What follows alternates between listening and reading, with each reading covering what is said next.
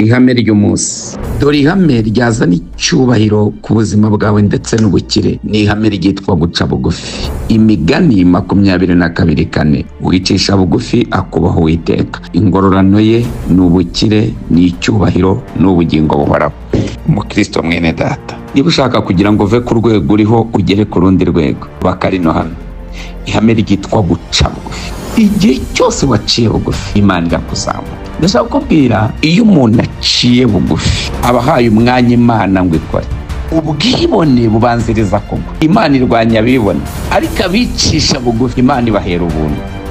Ndagira ngo ngugire inama uyu munsi, niba ushaka ko Imana ikuzamura, ca bugufi. Nuca bugufi, Imana izakuzamura. Iyo umuntu aturutse hejuru aremereye, iyo yikubise hasi agwa nabi, ariko iyo umuntu yoroheje, niyaguye hasi agababara. Ndakugira inama uyu munsi, tangira wige guca bugufi, wige kubana n'abantu bose amahoro. Uwicisha bugufi akubaho Uwiteka, ingororano ye ni ubukire, ni icyubahiro, n'ubugingo buhoraho. Mwami Yesu, sengeye uyu muntu umurikiye kuri uyu munsi, yari afite umutima wo kwishyira hejuru, muha umutima wo guca bugufi. Icyatumye Satani ava mu bwiza bwo mu ijuru ni umwuka w'ubwibone, umwuka wo kwishyira hejuru. Sengeye umuntu wese umurikiye kugira ngo umuhe umutima wo guca bugufi. Shoje nkubwira ngo ibukuriwe biri mu bigize amahame. Shalom.